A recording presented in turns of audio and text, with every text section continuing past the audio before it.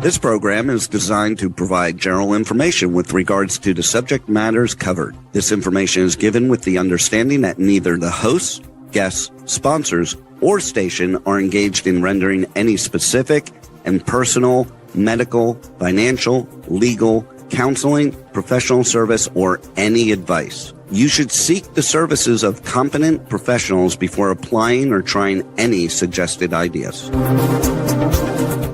The information contained in this podcast is intended for informational purposes only and is not a substitute for individual professional legal advice. The podcast information was carefully compiled from vetted sources and references. However, Rose Resources Outreach to Safeguard the Elderly cannot guarantee that you will not fall victim to a scam.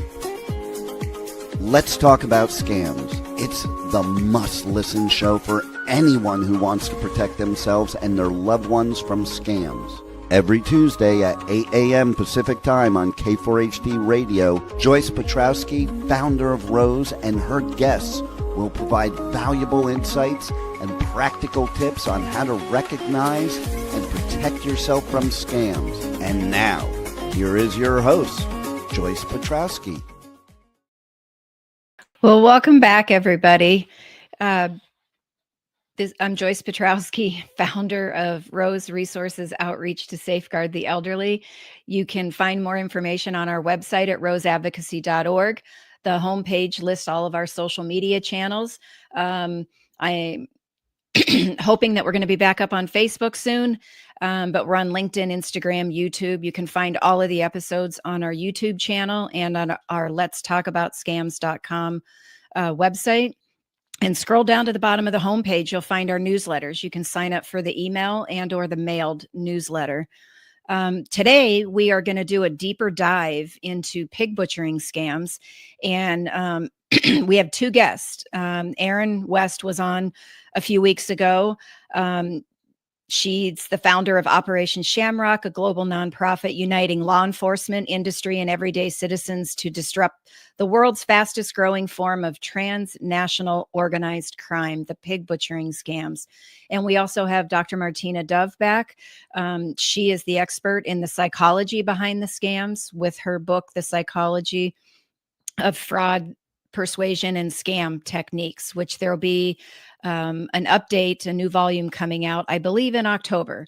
But let's welcome Erin and Martina. Hi, guys. And Steve. We can't forget about Steve. And Steve. Steve's here as always. As always, Steve. Nice. So pig butchering scams. Erin, you and I talked about this last month. I don't know that we went into a whole lot of detail, but let's the first thing I think let's talk about, I think you mentioned before that these kind of started in Asia. Is that accurate? It came from Southeast Asian criminals. It is a long con. It's a romance / investment scheme. And we've seen plenty of romance schemes in the past. We've seen investment schemes in the past, right. But this really smacked us in the face with the objective, the mission is to take every penny that you have. And that's why it's so particularly dangerous. So are a lot of the, now I watched the movie The Beekeeper when it first came out. And so I saw the big for call center, right? That they operated out of in this office building. What is it like? Are they operating all of these types of call centers out of Southeast Asia, or are they in other areas as well? Yeah, this really started in Southeast Asia in 2020, 2021. And they're like call centers, only the issue here is that the people working the scams are, for the most part, human trafficked victims who didn't realize that that's what they were coming in to do. And so the scam centers look a lot like a prison. There are big walls around the outside. There are men with AK-47s, and they are sleeping 6 to a room and forced to do this scamming 16 hours a day. Wow. So is it, you said that they didn't know what they were signing up for. Is it more like they thought they were applying for a job, like a legitimate job, and then they go and in essence get kidnapped? That's exactly right. They Some of the victims I've talked to are Ugandan, and they say, I was working in an internet cafe making $100 a month, and a fellow Ugandan came in and said, would you like to make $1,000 a month? Oh. And he thought, I'm 23 years old. I would like to make $1,000 a month. Right. And went through a series of interviews, did a typing test, had every reason to believe that he was getting a official job in Bangkok, Thailand. He flew there, and when he arrived, they took his passport, they took his cell phone, and they essentially kidnapped him and drove him for hours on end into another country. They drove him to Myanmar and brought him behind the walls of a fortress and forced him to do this scamming. Wow. And what about the governments in these countries? Do they not know this is happening, or do they just have so much other crime they're trying to deal with that this isn't top on their list, or maybe they just don't care? Yeah, what we're seeing is that the organized criminals running this have deliberately chosen locations that are going to be friendly to them. And by that, I mean that they are amenable to taking bribes to allow this to continue to happen in their jurisdiction. And that's what we see happening. And that's what's happened in Cambodia, where we essentially, they're running a scam economy. That's what they do in Cambodia. Wow. Makes up 60% of their GDP. And in other hotspots like Myanmar, those are, they're in a civil war there. And so they are different areas controlled by armed militias. And with the right amount of payment to an armed militia, you can pretty much run any enterprise you'd like to run. Yeah. Money talks, right? Yeah. Yeah. Wow. That's just crazy. Actually, last week on I did the show on social engineering. Martina, do you see in these pig butchering scams a lot of social engineering? Yeah, I would say, first, I just need to comment on the fact that, when you think about it, right, they're targeting people that are desperate for a better job. They're targeting, these human trafficking victims are victims of a fraud, themselves. It's just really horrible. But yeah, I would say the pig butchering scams are the most sophisticated that I've ever seen. They, a lot of the times, even when it's just, investment. So let's say your friends that are just talking about investment, the way they executed is incredibly sophisticated.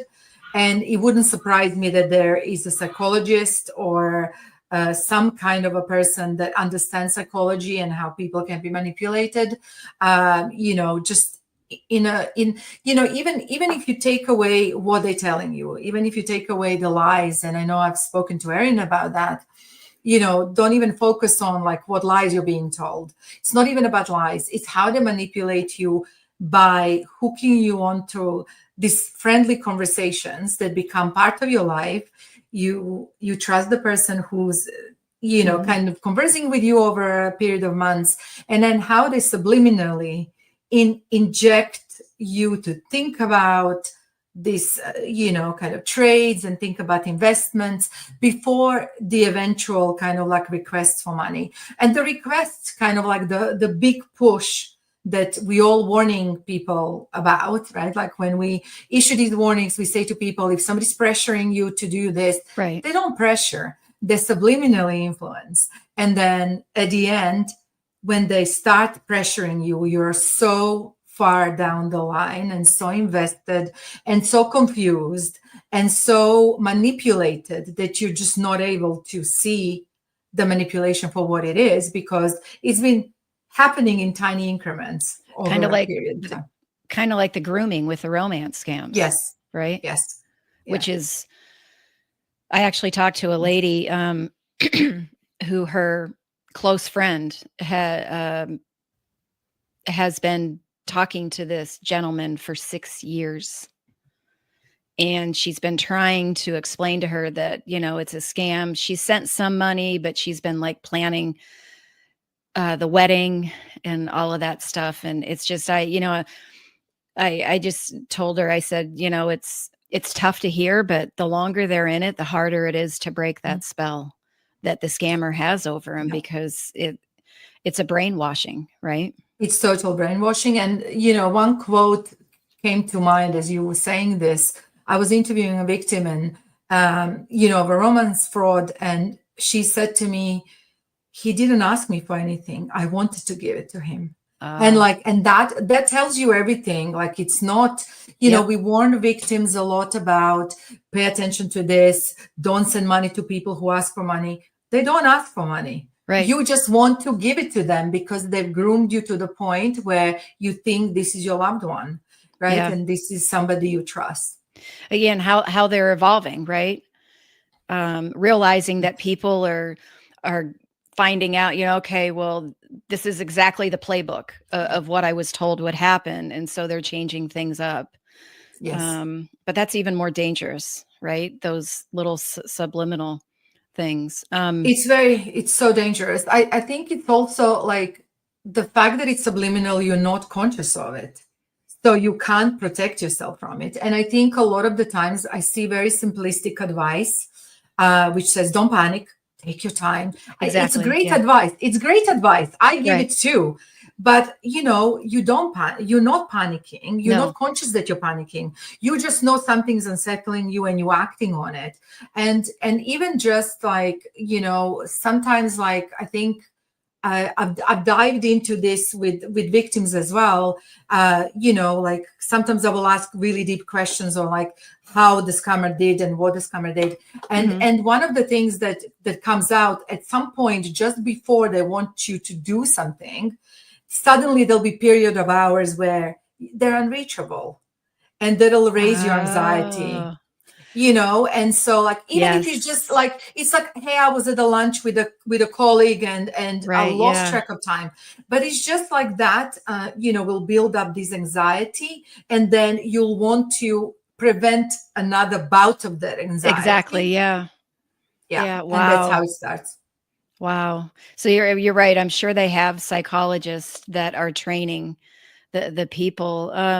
You know, it's interesting from that victim side of it, but then the other victim side of it, Erin, you were talking about, were the people that are kidnapped and trafficked, and that's all out of fear-based. Yes. You know, because I'm sure, do they like have quotas that they're supposed to make every day? And is it so many phone calls or so much money, or? They definitely have quotas. And I think I love that Dr. Dove is on this call today too, because I think that the nuance that people are missing in this is that people aren't stupid. People aren't, they have been lured in a very calculated way down a path that's already been selected by the scammer. And it's, the more we can get people to appreciate that, the kinder they'll be to victims. On the other side, the human trafficking side, I often talk about the idea that you're trying to make people do something that they would not ever want to do. Nobody wants to falsely make someone fall in love with you and then steal from them. So to get regular, normal, kind human beings to do that, you need to either offer them a lot of treats, or you need to make their lives really miserable. And they do both of them. And the violence that happens inside these scam facilities is horrendous. Wow. And I was recently, I just read some reviews of my speaking recently, and someone said, oh, you should put a warning on if you're going to say what happens inside those facilities. So I won't tell you, but the fact is they're violent to those who don't do the work. Wow. Or conversely, they offer really debaucherous levels of incentive to do the work. They give them prostitutes. They give them alcohol. They give them evenings in a karaoke bar, and so the entire environment that they're in is so distasteful that either we're offering women and wine, or we're going to beat you up for not doing your work. Right. Yeah. And so may I offer like, I just want to offer a quick perspective here, because this is the first time I'm hearing that. That's the form of grooming. You're desensitizing a person to be able to accept the new normal, right? The new Right. normal is that you are a person who is immoral. So therefore, why should you care about being a scammer, right? Yeah, That's sad. it is. It's really sad. And when you look at it, and if you try to put yourself in the victim, the human trafficked victim's shoes, right? It's like if you're given a choice, I'm going to get to go to a karaoke bar and drink, or I'm going to be given alcohol, or this, or I'm going to get beat up, or something more violent. They're going to go for this, right? And so that's a huge incentive. Do It's any so of us? basic. Go Yeah, ahead. it's so basic. It's the treats versus it's good versus bad. Like you're going to make that decision, and they know that, and they play on it. Right. Yeah. Wow, that's it's sad. It's very is. sad. Like I didn't know that. And it's really interesting as well. Like I think if you are forcing somebody to do something they don't want to do over a long period of time, you are like probably like you don't want to have them rebel, because obviously probably there's more of these people that are being held against their will than there is people, and you could potentially cause a riot, right? So like I think how do you now get them to accept the new normal, right? Like that's so like I'm pretty sure there's like psychological ways of how they groom the people that have to do this work, and what psychological damage that leaves once they escape as well, right? I mean, and have you found, Erin, that it's kind of like for them to get out of this, they have to escape? Or does it come a certain point in time where the people just say, we're done with you, and they just throw them out on the street? For the most part, people are not getting out. Okay. And they are doing their best to contact people on the outside to help get them out. There were a couple of isolated times where big groups have gotten out, and there have been some one-offs, but for the most part, people aren't really getting out. And then what is happening, I think it is, Martina, worth looking at what the aftermath is like for these people. That I think, everybody, we think that when your money is stolen, the worst has happened to you, but we know that that's not true. There's a psychological aftermath. Absolutely. You think that the worst has happened and you're done when you get out and you're released and you go back to Uganda, but you're not welcome back with open arms. Like, things aren't easy for you. You still don't have a real job. And you are seen differently, and you've suffered trauma, and you've seen trauma. Right. Do you see, Erin, that you said like somebody in Uganda could be sitting in an internet cafe working, making $100 a month or a day or whatever it was, a month. And then somebody comes in and says, hey, would you like to work and make $1,000 a month? That's a huge increase. But are they targeting the younger generation, or it just doesn't matter? It's whoever's in there or whoever they can get to do the work. I would say for the most part, when they are actually doing ads that are all over Meta, and they'll say something like, I don't know, 20 to 35 or something like that. That's the age range they're looking at. But we do know that there are minors in there, that there are kids under 18 in there. There are older people in there, but I think their interest is in 20 to 35. Yeah. Okay. Interesting. And it's interesting, you said there's ads on Facebook. Oh, Joyce. Yeah, yes. I know. We've talked about it. I personally finally got back on Facebook, and I saw a post that they took down. Their technology department said it violated their community standards. And I looked at it, and it was a post that I must have shared from Rose about, are you locked out of your Facebook account? Well, here's some things you can do.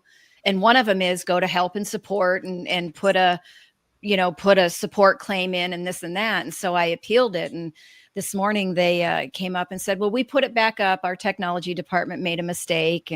But Rose's is still not up. I've got a support ticket in on that one. So to find out, and somebody actually said to me, maybe all of those fake Facebook accounts that are bots, maybe they just all started slamming with complaints against you. And that's why they took it down.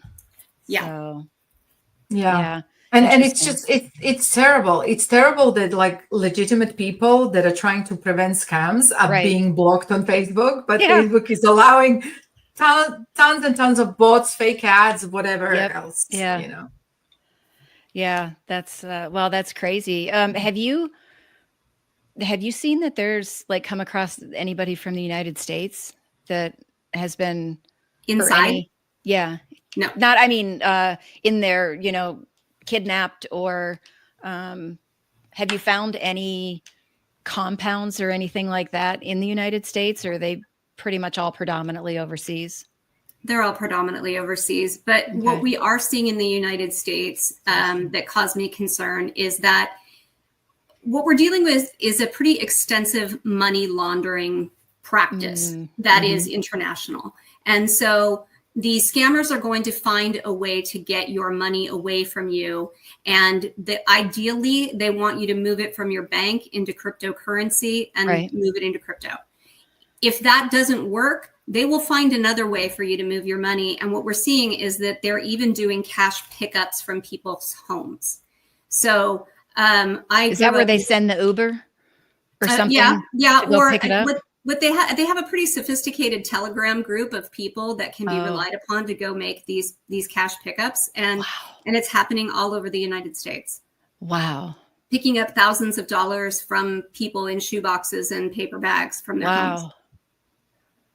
What about go ahead, Martina. Yeah, sorry. A lot of the times the people that are operating like they're money mules, basically, I was just going to bring that up.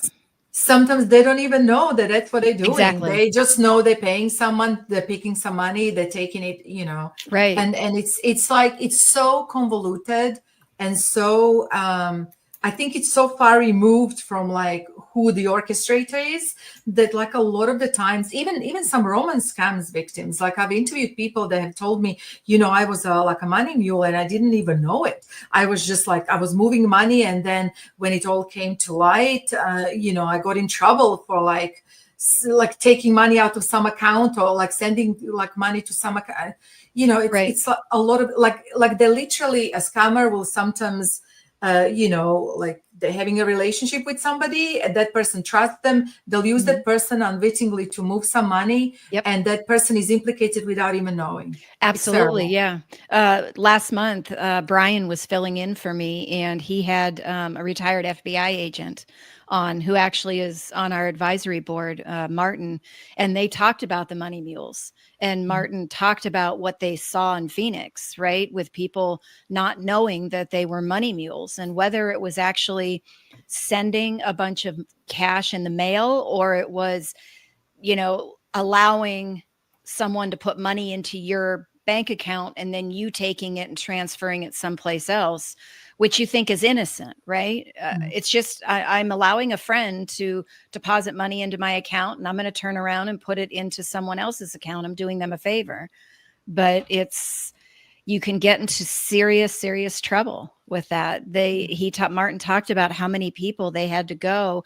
And a lot of times it was the older adults having to go talk to them and explain to them that it's an illegal, it's a money mule, this is why. And, you're going to get asked again, don't do it, because if you continue to do it, we could arrest you. And yeah, that's pretty scary. That's pretty scary. So, back to social engineering. Have you guys seen an article? And I know I saw it sometime in the last 2 to 4 weeks, but for the life of me, I could not find it again. And it was on social engineering, and it was something about how scammers, when they're putting job posts out there, they're actually looking for people that are experienced, and that they might not call it social engineering, but they call it something else, but they're looking for people that are actually experienced in that. Have you guys seen anything? No, but it wouldn't surprise me. Okay. Maybe Maybe I dreamt human it. penetration, maybe human penetration testing. I mean, there are people who come up with a fake phishing emails for organizations to, like, maybe something like that. I mean, but I mean, it's there are manuals out there. I think, Erin, you posted some parts of that. Like, there are manuals on the dark web you can purchase, and you can, and I'm pretty sure in these big centers there are coaches that coach you how to do it. And they're really operating at a level of fraud as a service, that all of this stuff is available. There's Telegram channels on all of it. You can get into this industry tomorrow. And it is really, it's an industrialized way of being a thief. Wow. So it's not the, what was that movie? Catch Me If You Can, or something like that. Yeah. Like the way scams and fraud started. It is really, really evolved. You know what's really, really sad about that, right? Like, I love that story, and I read all of his books, and I quoted him in my book, and now in the update, saw that, just said, I had to say in the update a bit, like, beware, and now it's come out that he lied. Oh, really? Because I didn't know that.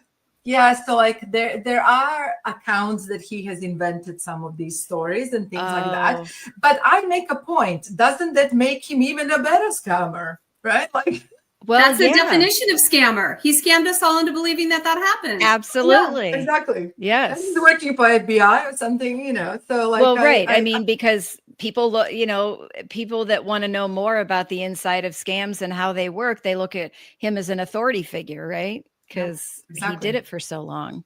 Yeah. So, wow.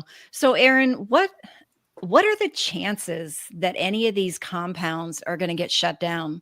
Like, well, do any of these countries work with the United States law enforcement? Or as you said, they're bribed?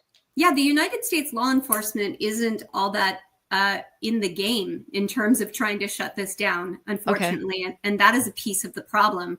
What I will say is there are countries who have taken it upon themselves to shut down some of these, like the Philippines. Okay. And the Philippines has rated, I think 6 or 7 by now. Oh, okay. Which is impressive. Right. And I was recording a podcast yesterday with Jim Browning, who is a scam baiter. He's a very famous name. Yes. He's a famous YouTuber. He was the ones who was sending glitter bombs to forge pirates. Yes. And so what he was saying is that I lost my train of thought because of Steve and glitter bombs. But what he was saying is he identified one in Dubai. He identified a scam facility doing pig butchering in Dubai. When I was in Dubai, I went and saw it, and definitely that's what it was. And because of his work and providing information to Dubai authorities, they ultimately, it took longer than I'd like to say it did, but it took 5 or 6 months, but they did shut that down. Oh, that's good. And then they shut down another one and another one. So the thing is, it's doable. What my fear is, having been on the ground in Cambodia and seen the extent of what is happening on the ground, that is a wildfire that is now dangerously out of control. We are not dealing with, 5, 10, 20 facilities in Cambodia. We're dealing with 5, 10, 20 on this street in Cambodia. Oh, wow. It is, it's really a scale that's unimaginable, and really it was unimaginable to me until I went there and saw it and realized, oh my God, it's that building and that building and that building, and then you drive over this, and then and it's all under construction. Like this is their industry. This is where all their money is going, and this is where all their money is coming in. It's just always under construction, right? Yeah. Wow. And I think like one thing that has always been a problem, right? Like ever since internet was invented, it's like the jurisdiction as well. So like, how do you establish who is responsible for prosecution, for investigation? Is it the country where the victim is from? Is it the country where the perpetrator is from? And then if the perpetrator is moving the countries, can you even investigate, right? Like, so I think a lot of the time, like, I think if they were to build something in the US, they would probably be shut down relatively quickly, right? Like it's the fact that they are somewhere else. And so you have to now like be a global organization that is connected to other countries, that has worked all of this out. And unfortunately, fraud is one of those things, especially like, I don't know if you've come across that, Erin, as well. Like I find when it's an organizational fraud, you know, an organization will deal with it, will prosecute in, you know, via civil matter. And even the governments will look upon, like if, let's say, a big organization that is well known, that it's funding the government, that it's paying big taxes, like they'll take that more seriously. But when it's just like person down the road getting scammed, it doesn't, you know, like no one's going to care about somebody being scammed in a romance scam. So I think like that's all swept under the rug. And then you really need to have a lot of goodwill by the organizations, by the government, by people in the government. And I worked a lot with UK organizations when I was doing my PhD. And there were some amazingly dedicated people working for the UK bodies trying to fight it. But it's difficult because it's like, if it's out of their jurisdiction, there's nothing they can do, you know, and they hit the dead ends and you know, they have to then communicate with somebody wherever the scam is happening, wherever they think the scammer is, or the organization, even worse, if that organization is funding corrupt regimes, who's gonna intervene? Exactly. They're not going to cooperate, right? They're being paid not to cooperate. Yeah. Martina, you raise a really interesting point about how we care about it when big organizations are getting scammed, when and I think that it really is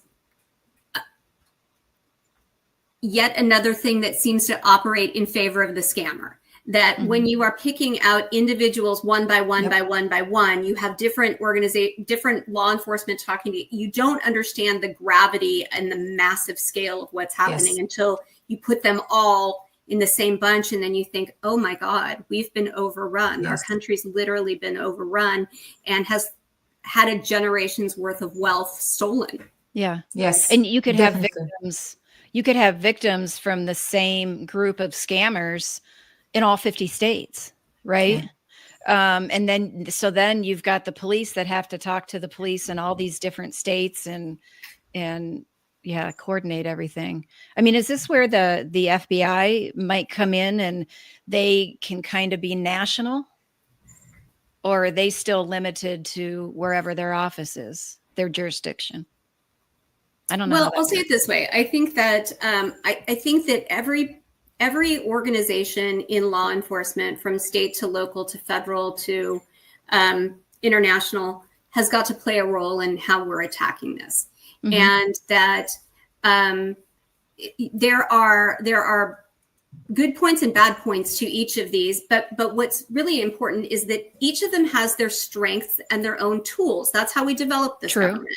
That state and local, the way I would design this response to this problem is state and local should be experts at collecting the information. They should be experts at dealing with victims. They should have watched a video from Dr. Dove and understood who's coming in and what the problem is. And they should watch a video from me that says, here's the information you need to get from them. Here's the very basics of cryptocurrency.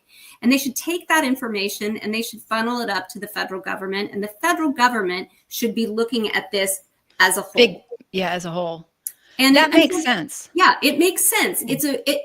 What local law enforcement should do is be first line of defense, kind, understanding, taking the information and providing information about what these victims can expect next, because that is something that has been sorely lacking. Is they're not getting assistance on the local and state level because local and state levels are they lack resources, training, tools. They don't understand this scam. They don't understand that it is a scam. They are really annoyed that they're working the desk because they'd much prefer to be out on patrol that day. And so you've got that issue. And then what's happening is they then report to FBI, and that is a black hole right now to them. They get no response back. They do not believe, they have no reason to believe that anybody's working on their case. And then they start reporting everywhere piecemeal to find somebody to listen to them. Yeah. Got it. Okay. I mean, even I would say, like, when I was studying this, and I think that organization still exists called Action Fraud in the UK. Action Fraud was founded so that it would be a centralized place where somebody can report fraud. Having said that, they have been heavily criticized because the staff didn't have appropriate training.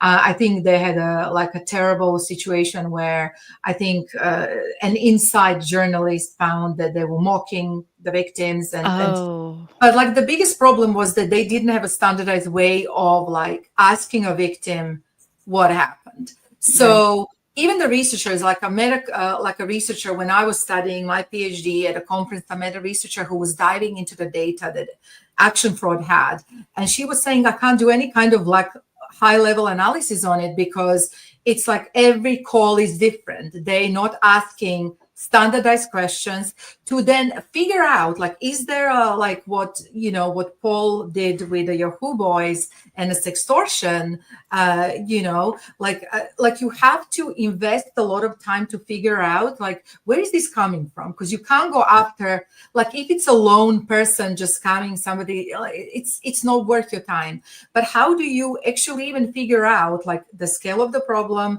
Is likely the same criminal? Where is it? So you need to have a standardized process for that. So when the Action Fraud started, I don't think they had a good standardized process, or the staff didn't follow one if it existed. Yeah.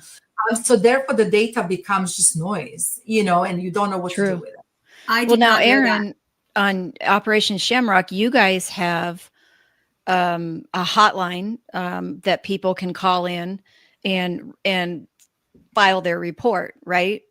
You guys have trained. We don't have a hotline. What we have is we have a portal where they can report their scam, and a trained investigator will look at it. We also have referrals to trusted partners like the Identity Theft Response Center and AARP. Okay. But what Dr. Dove is saying makes so much sense about standardization of all of this, and intake standardization is so important, especially if we're trying to find the gaps and the places where we could make a difference. And if we could learn how these bad actors are accessing our people, if we could learn how specifically how this money is being moved every time, and find commonalities and really start to look at that data in terms of where could we make a difference, that's the way forward. And perhaps we can use some of the hiccups of Action Fraud as learning, as learning. Yeah. Yeah. That's, and I mean, I'm talking a decade ago, over a decade ago, like, they were just starting out. So I'm hoping, even in my book, like, I think I presented a framework that other researchers have set out, like, what is a taxonomy, what you should be asking, how you should be filing these things, because how can you now look at this like large body of data that you have and figure out, okay, this is likely the same type of scam because the modus operandi is the same, right? Like, let's go after that because of the, like, you can't really look at the data if it's not standardized in some way. Right, right. You know what it reminds me of? It reminds me of when we started to really wrap our heads around how to interview children of sexual assault.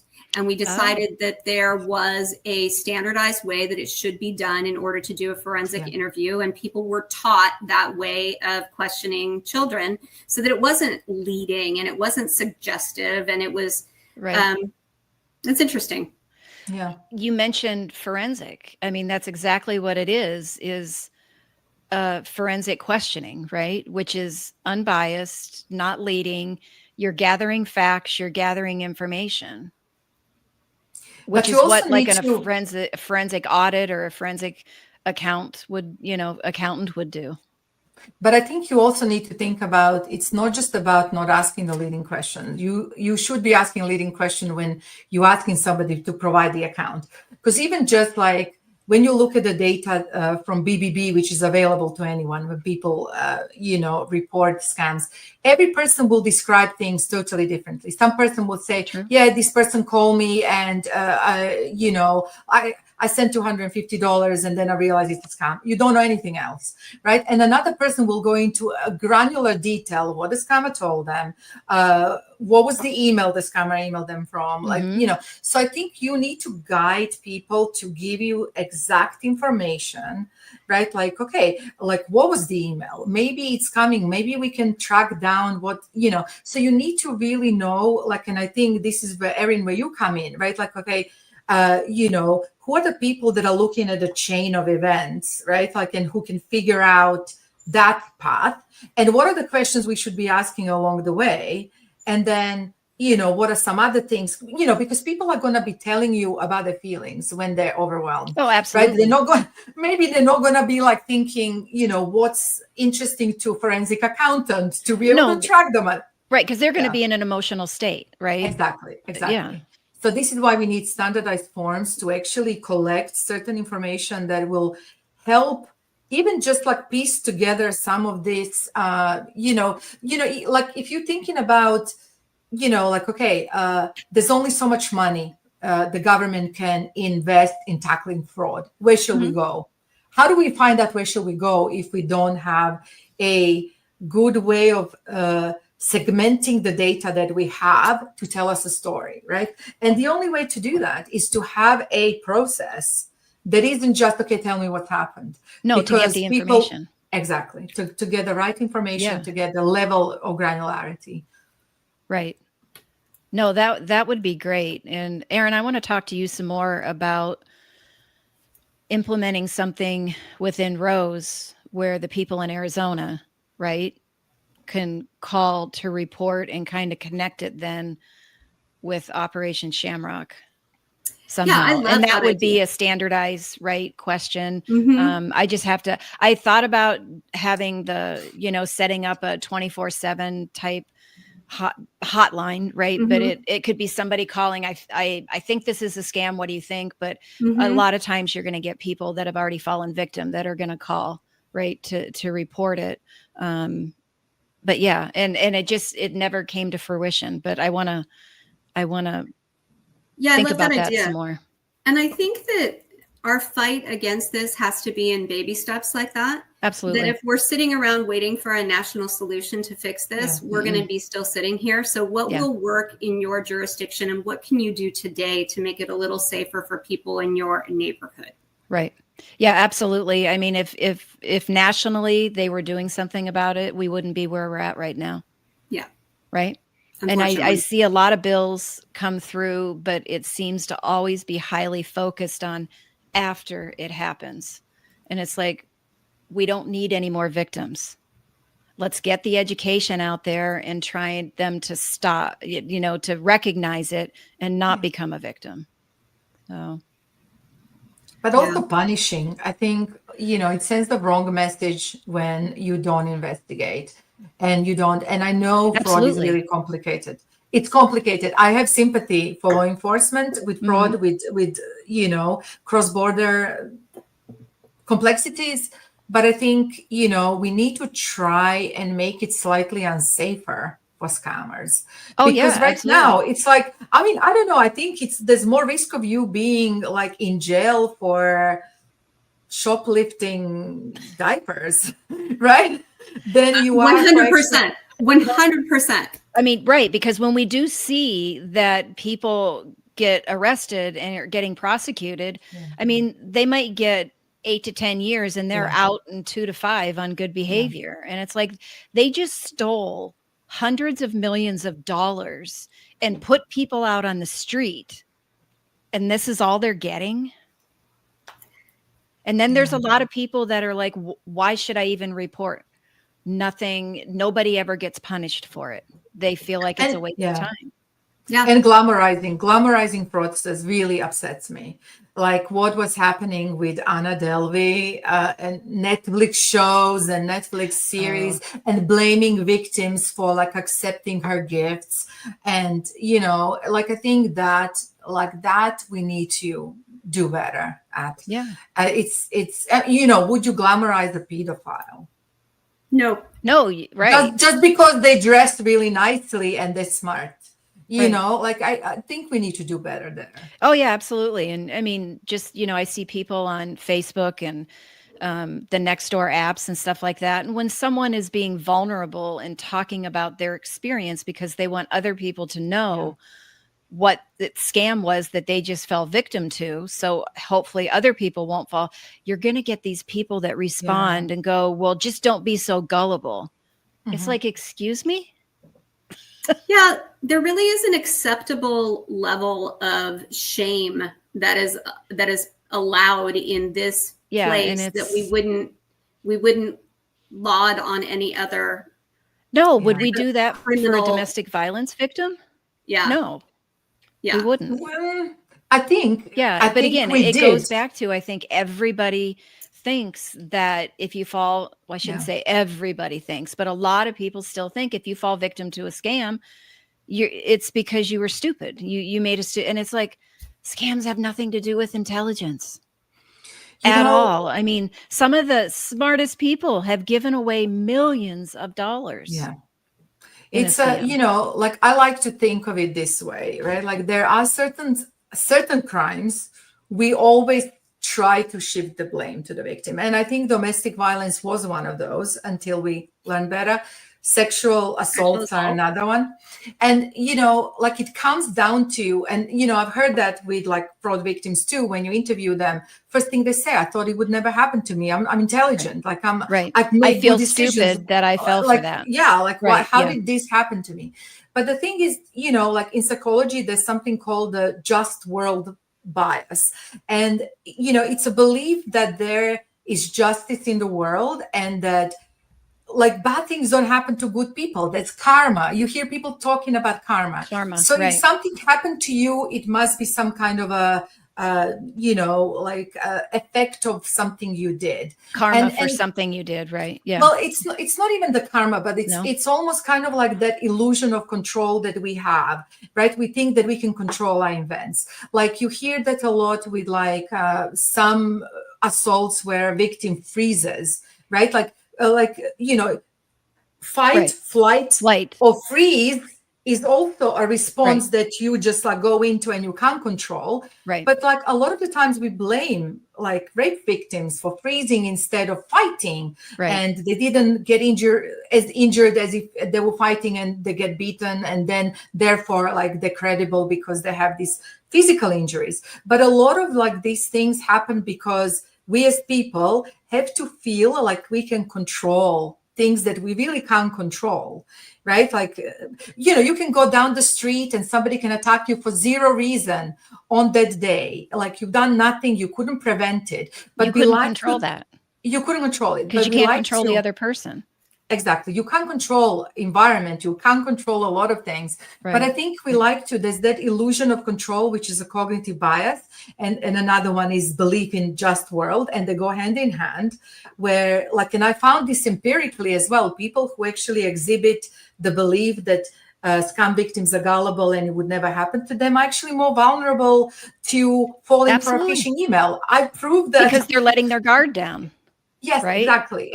But it's that belief. And I think it's because, you know, for us to have a normal, happy disposition and positive outlook on life, we need to feel like we're in control. And I think a lot of it comes down to that people don't, but again, they do it subconsciously because they don't know better, right? Like they truly believe they wouldn't, you know, I've never been in a situation where I had to defend myself against an assault. I don't know how I would react. I like to think I'd be fighting and I'll be but you don't know, right? You might freeze. You don't know. Exactly. You don't know. So, all right. Well, we have like 1 or 2 minutes left. So in closing, what are some of the things that people can do to help recognize a pig butchering scam? I think that people need to be hyper aware right now of any electronic communication that they did not initiate. And unfortunately, that's where we live right now, that anything that comes into your email, your text that you do not recognize immediately, you need to check independently. And so that comes down to something from your bank, something from Netflix, or just someone who appearing to want to be your friend. Right. And particularly when we put ourselves in places where we're kind of looking for friends, like on a dating app or on a Instagram, we need to be cautious of people that seem interested in being our friends. And we really need to be good evaluators just from the outset that people, there are scammers among us. Yes, absolutely. Yeah. Anything to add, Martina? Yeah, I would say, like, I have actually even heard of stories where victims didn't, weren't approached by a scammer on a dating site. They approached a scammer on a dating site. So just be really wary of, like, even profiles that seem really like they resonate with you, because I'm pretty sure scammers open profiles. They'll study who is on the website, and they tailor make these things to be attractive. Yeah. And another thing I would say, like, when you get the text, I get these texts all the time that seem like wrong numbers. That's how pig butchering starts. You didn't initiate it, but you may think, well, it's just the wrong number. Let me respond. As soon as you respond, they'll get you in a conversation, and then it's going to be difficult to stop responding. Yeah, absolutely. So just, like, it's sad that we have to say this to people. Don't even be polite, but like, exactly. I used to be polite and respond and say, sorry, you have the wrong number. Now it's just like delete. I don't care about the party. I don't care about, the delete. So maybe it was the legitimate party though, Joyce. I don't know. Might have been a really fun party. Who knows? Yeah, you missed out. I could have, right? Oh, well. Anyways, thank you guys so much for joining me today. This was awesome. People got a lot of information, and Erin, I'll reach out, set up a time to talk more about that. But thank you guys again. Thank you. All right. All right. To end it here, lots of information for everybody about pig butchering. Thank you so much to Erin West and Dr. Martina Dove for giving us a deep dive into this. And as Erin mentioned, be so very careful with any communication that you get that you did not initiate. And as Dr. Martina Dove said, you've got to be wary of those text messages that you get that say, seems to be a wrong number. We always want to be polite and respond, but this is exactly how the pig butchering scammers start these conversations. So use that delete button. You don't have to be polite and respond. Just use the delete button. Don't forget to go to our website, roseadvocacy.org. You'll find the social media links on the homepage. Scroll to the bottom, sign up for the newsletters, and you can find all of the episodes on our YouTube channel and our letstalkaboutscams.com website. And until next week, thank you all. Well, that's all the knowledge for this episode. Tune in every Tuesday at 8 a.m. Pacific Time on K4HD Radio at k4hd.com as Joyce explores a variety of knowledge so you have the power to make scam protection your healthy habit. And until then, feel free to reach out to Joyce and let's talk about scams.